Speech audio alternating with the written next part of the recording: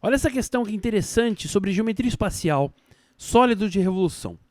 A medida da hipotenusa de um triângulo retângulo é igual a 10 centímetros. O volume do sólido gerado pela rotação deste triângulo em torno do eixo que contém a hipotenusa é 30 π centímetros cúbicos. O perímetro desse triângulo é em centímetros igual a quanto?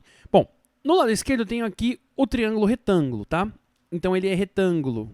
Aqui, ó, vou colocar aqui. E aqui a hipotenusa 10 centímetros, ok. Bom, quando você faz uma rotação em torno deste eixo aqui, que é o eixo que contém a hipotenusa, o que você vai ter? Que sólido você vai ter? Bom, eu coloquei aqui uma figura mais ou menos, que é o resultado planificado, né? Você está vendo de frente. Bom, você vai ter o quê? Você vai ter dois cones, tá vendo? É como se você tivesse dois cones aqui. Um para baixo e um para cima. Eles compartilham a base, que é o círculo, tá? Então, aqui, veja, aqui é o raio dos cones, que é justamente a altura em relação a quem? Em relação à hipotenusa. Então, eu vou chamar isso aqui de R, tá? Que é o raio do cone. Beleza? Espero que você tenha conseguido enxergar aí. Bom, agora o que acontece?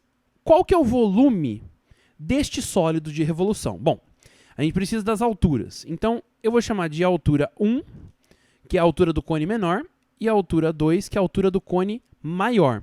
Lembre-se de que o volume do cone é 1/3 πr ao quadrado vezes a altura. Então, o volume do cone menor, que é o que tem a altura 1, é 1/3 de πr ao quadrado h1. E o volume do cone 2, que é o cone maior, é 1/3 de πr ao quadrado h2. Agora veja, quem são h1 e h2? Bom, h1 é esse trechinho aqui do triângulo. E h2 é esse outro trechinho. Então, você já conclui que h1 mais h2, isso aqui dá 10, porque é a própria hipotenusa, certo? Então, vamos voltar aqui, ó. O volume total, quanto que ele é? O volume total é a soma dos volumes parciais, V1 mais V2.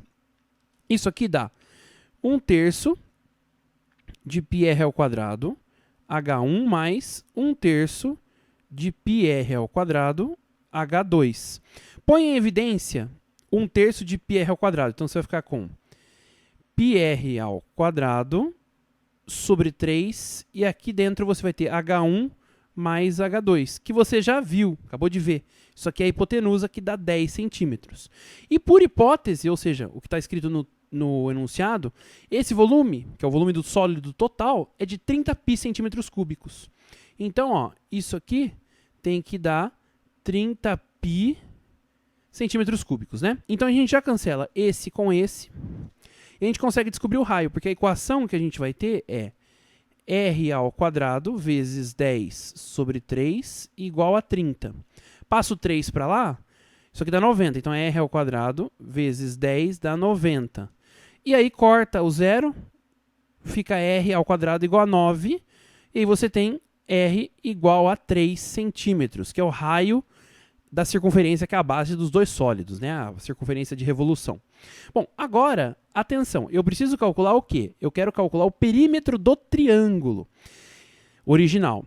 Então, imagine que isso aqui seja x e isso aqui seja y. Qual que é o perímetro? Bom, o perímetro é simplesmente 10, que é a hipotenusa, mais x, que é um cateto, mais y, que é o outro cateto, certo?